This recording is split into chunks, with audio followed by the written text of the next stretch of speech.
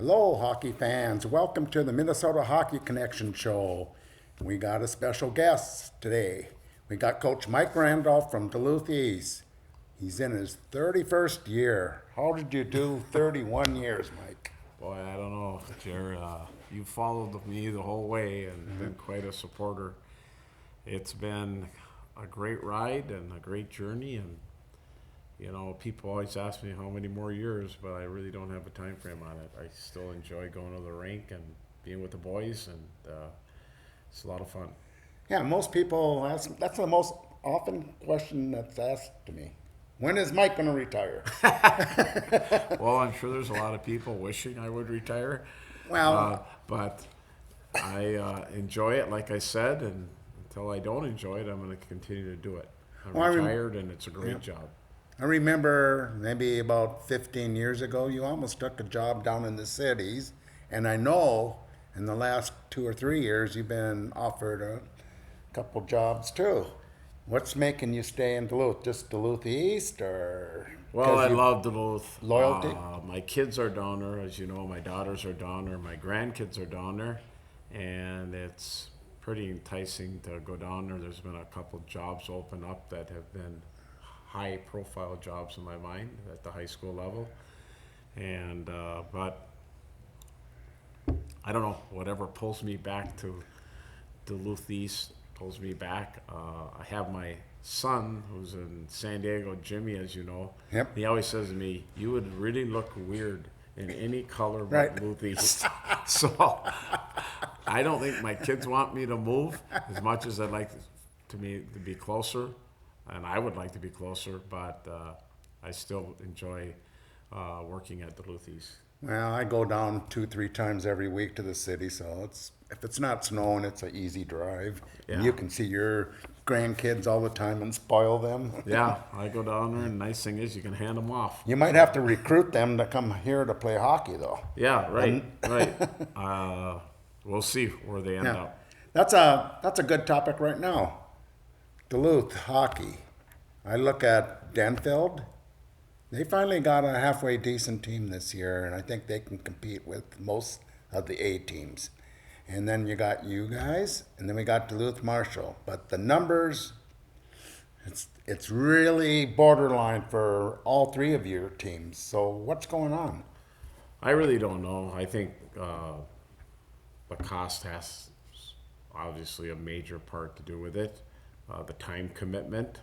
It starts real young, and the parents are asked to flood, work the concession stand, do fundraisers.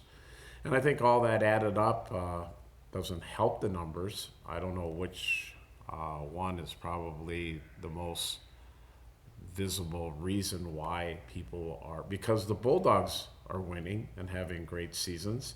And usually when the Bulldogs have great seasons, numbers spike upward, but for some reason they're not.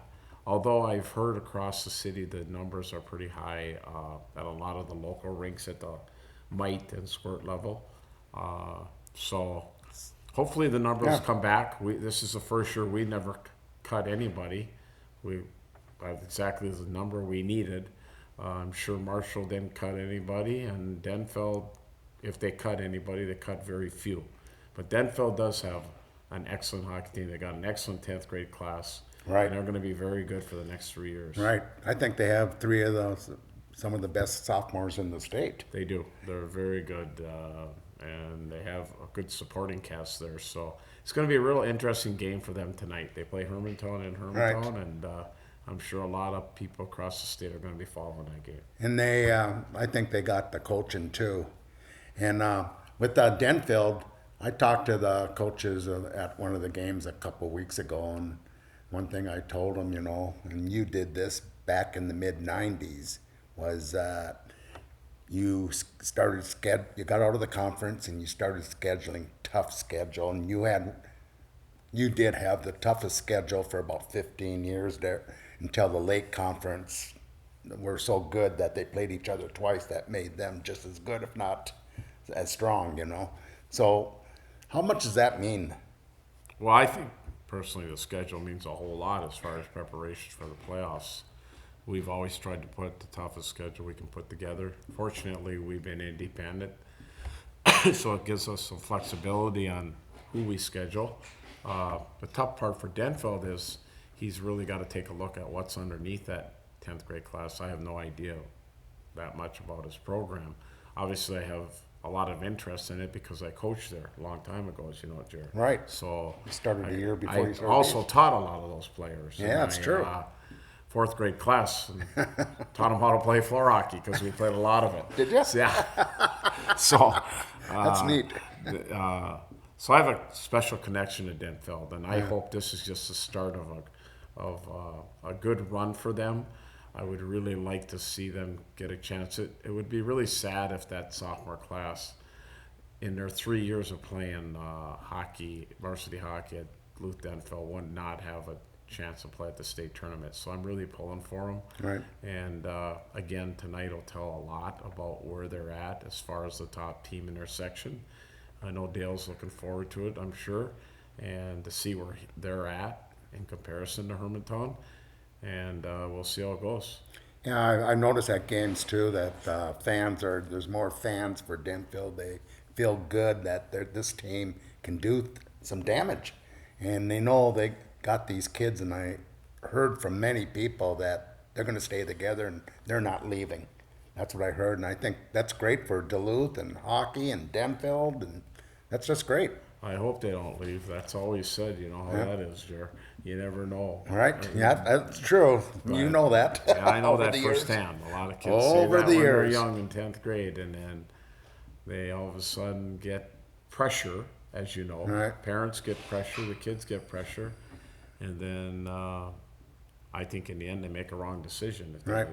It's a special group of kids that has been very successful all the way up, and I think they're going to continue to have success all the way through high school. Right. Let's get to Duluth Marshall. You know, our old friend Brendan Flaherty got real sick there, and he survived through that, and he's doing pretty good, I hear. So that's good in that way. But he really made that program. I mean, you have to go out and get players when you're in a private school. It's just the way it is. And they have no feeder program. So he did a great job, I thought, even though he might have taken. But now this program, they don't know where it's going. And that'd be sad if they have to drop hockey or co-op or something like that.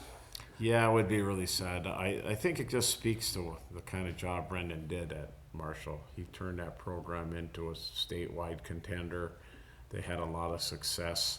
I think if he could look back on it, he probably would not have moved up to AA because it's just a whole different ball game at AA. And when you don't have the depth that a program like that has, a single A program has, it catches up to you come playoff time, and if you're fortunate to go to a state tournament. So, but it just speaks to what kind of job he did there right now, because the numbers have dropped since he hasn't been there. And like you said, he put his heart and soul into it, and it's a really, really sad situation where he can't coach anymore. Right. But we're all pulling for him, I'll tell you that. Right.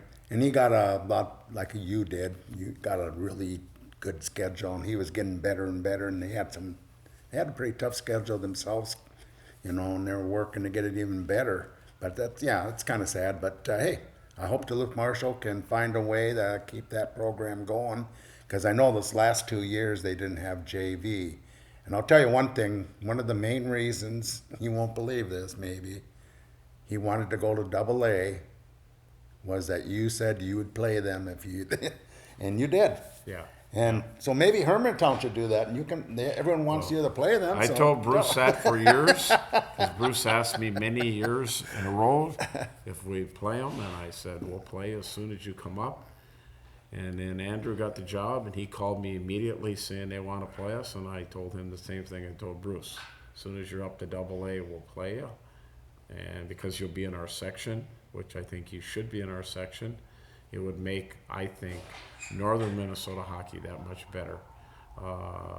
It would help the smaller programs just number-wise, knowing that they have a chance to go to the state tournament. A lot of them go in the locker room at the beginning of the year and know that Hermantown's so strong that they really don't have a chance. And that's a tough season for those boys. And they work really hard, and that's a dream of every Minnesota high school hockey player playing the state tournament. Right.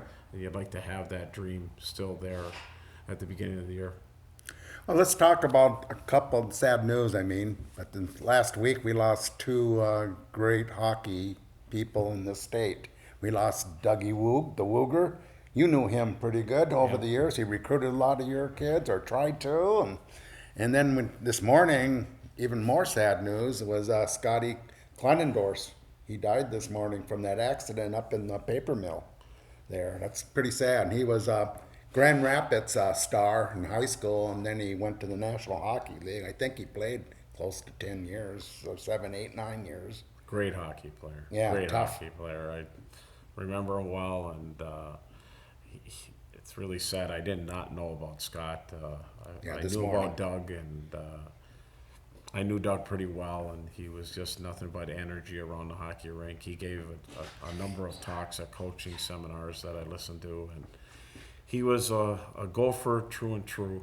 Played for him, obviously, Right. and coached him for many, many years and was very successful. Came out of Sault Ste. Paul when Sault Ste. Paul had really good hockey programs, and just a hockey legend in my mind.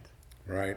I remember Dougie, 'cause I used to follow the WCHA. That was a great league and a lot of good teams, Wisconsin, North Dakota, Denver, and that. And I used to go to a lot of these places, and Dougie would always come over and talk to me. And like, you've been friends for 100 years, but he did that with everyone, Yeah.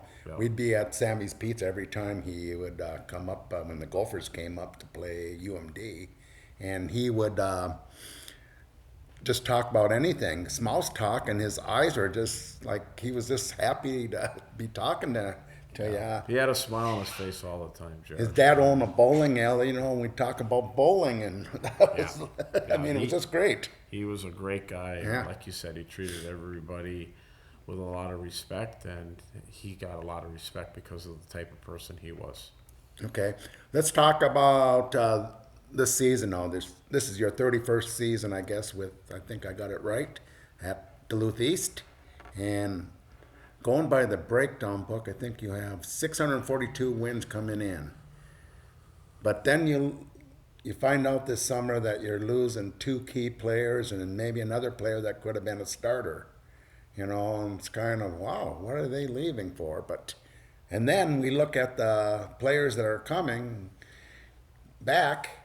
You only had one player that played the whole season last year. You had a lot of players that played a few games, but I've never seen a Duluth East team in 31 years like that. Yeah, it's a new adventure for me, let's say. It's been a lot of fun, though. It's been awesome to watch the kids from the beginning of the year to now even. And we're very confident that they'll continue to grow as a team. As you said, Charlie Erickson's about the only one that had much experience as far as forward-wise. And then Garrett Johnson, he played a little bit as a sophomore. And so other than those two, not a lot of varsity experience. So a lot of them came off the JV team, which Jacob Bosey and Michael Rainier continue to do a great job. And they had success at the JV level, but as we know, varsity is way different, and they found out it's way different. But again, they've been a really tight group. They really care about each other. Our locker room is excellent. We're 1-4 before the last game, and we were talking about it as a staff. I wonder how many teams would stay together the way these guys have stayed together. And they have, and I think that's a big reason why they'll continue to grow as a team and continue to improve. And you changed you started out the year and you played a really good White Bear League team and start the season. And then they're going to be in that 10-15 area. But then Andover, one of the best teams in the state. And their key players, even Cloquet, that was a great game I thought you guys played, but you lost in overtime. But those three games, White Bear, Andover, and Cloquet, they're key players, they're elite players, anytime you guys made a mistake, they scored on you. I mean, elite players, I mean, they did it. I mean, but then Blaine comes in Saturday, and they have two excellent players. Really, they have three excellent players, and you just shut them down. Hansen got a goal. It's kind of like Lutz and Elk River when they got that goal right over the blue line where he was screened a little bit, but he got one goal, and you stopped Reichels. I never even saw. Didn't even see him on the ice, really, the way you shut them down. Well, I thought Blaine, I mean, I saw 17 on the rink a whole lot. Right. Played a lot. He was not a factor in the third period because he played so much the first two periods. And their top guys were playing a lot because, again, it was a tight game. And I think he felt we would wear down. Well, it was the opposite, I thought. We played our bench, and I thought they wore down come the third period. And I was really proud of the third period we played. I thought we played an excellent first period. Second period, I thought we struggled a little bit, but Conrad was there, our goalie, and he said it. He's been our most consistent player and our best player in all these games. I know his numbers don't look. If you look really at the good. stats, it looks bad. It looks bad, but he's been Right. He's been really good. I mean, Andover had 7 breakaways, Jared. 6 or 7 breakaways, and he stopped all of them. So I mean, he's been excellent for us, and we felt really comfortable coming into the season. We knew we had a new goalie, along with everything else new. We knew our goalie was ready. He was waiting his turn. He's been excited for the season. He's kept his confidence, and he's met the challenge. I mean, if you look at the teams we played, they're all excellent teams. Right. They're all ranked pretty high. Right. The White Bear game, I didn't think was a 5-0 game. No, you're was in the game 1-0. for 2 periods almost. It was 1-0 after 2. No We let puck out luck. the first. No, we should have been up after 2 actually. Then we come out in the third, and we're on our heels. They jumped us early, got a couple goals, and then we started hanging our heads and feeling sorry for ourselves. Wayzata game we're right in. Bemidji we played really well. Scored 6 goals. Andover, that was just a bad day. They came out first couple shifts, got a couple goals, put us on our heels, and never let us get going.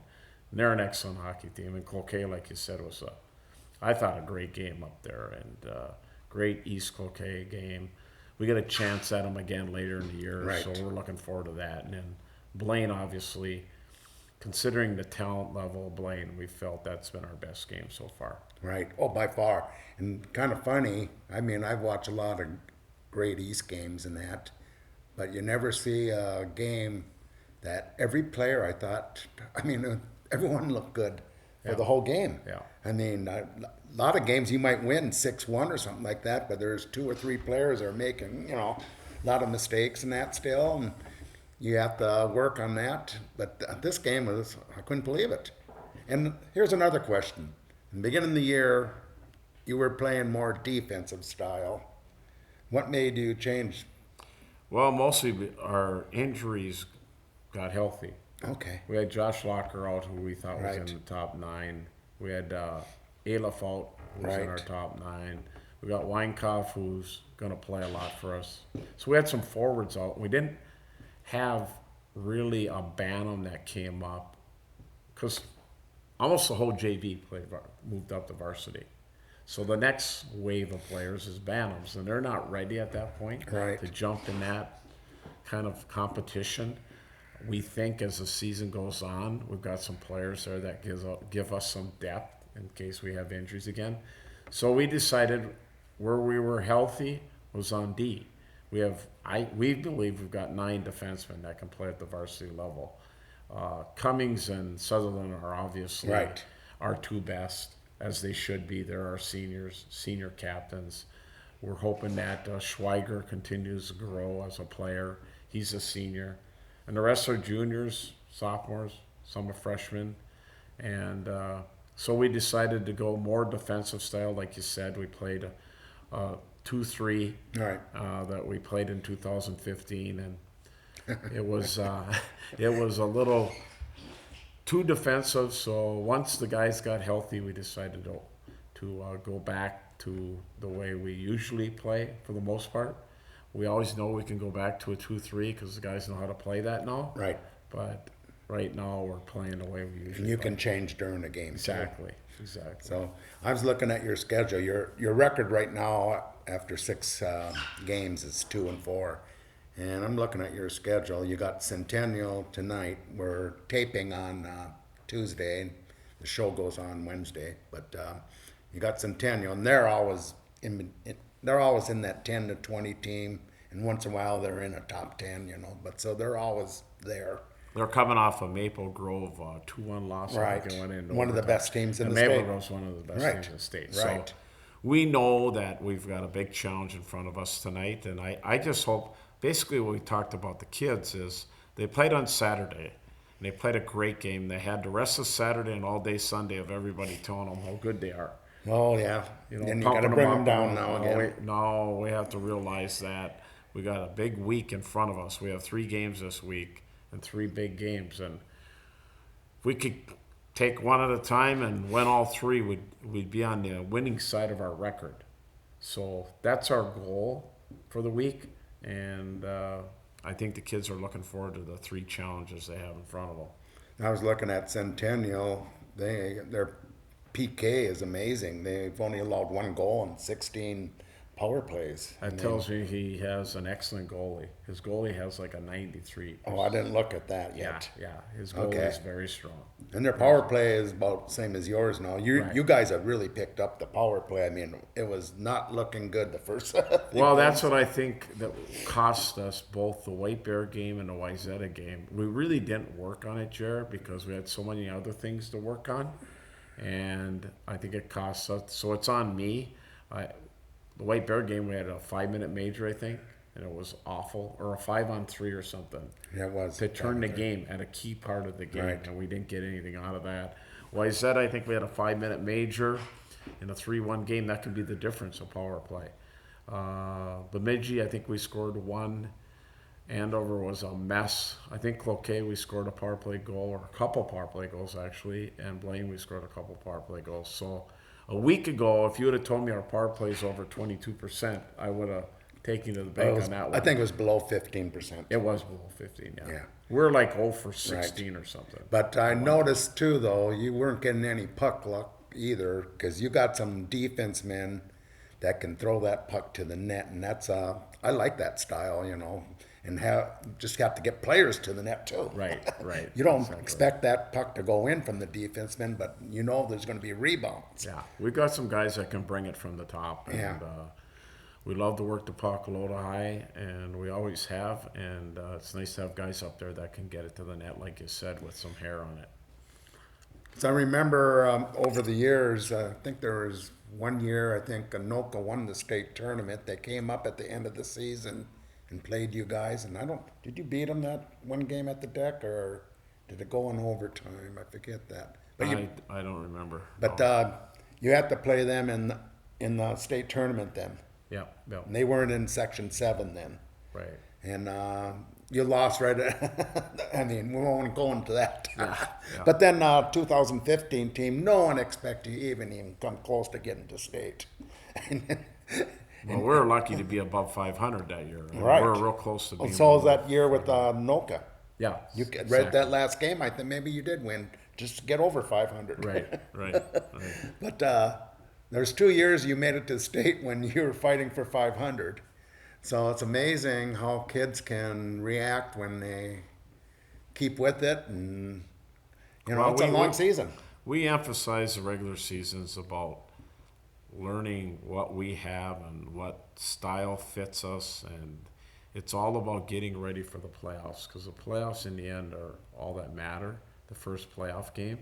And if you're fortunate enough to win the first playoff game, you get to play a second playoff game. And you hopefully win 3 and go back to the state tournament. That's everybody's goal.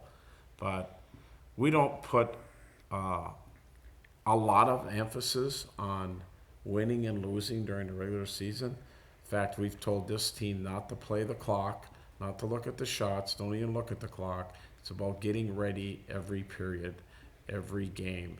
And then hopefully we're healthy, number one. Number Right. two, we're playing our best hockey come February. Right.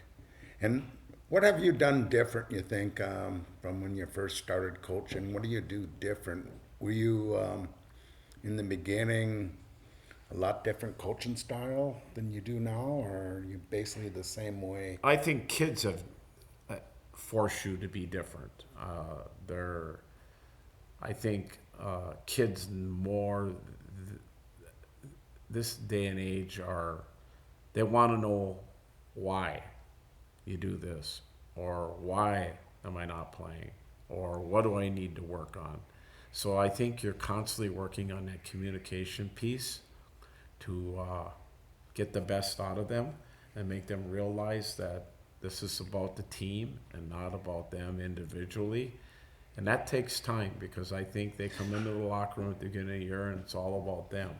And then over the course of the year, we travel enough, you know that. Not so much this year, but Right. we travel enough. We spend a lot of time on the bus, and I think that brings a team together, brings the guys together. And then over the course of a season, hopefully they come together. And when you really, really find out where your group's at is when you go through what we've been going through, 1-4.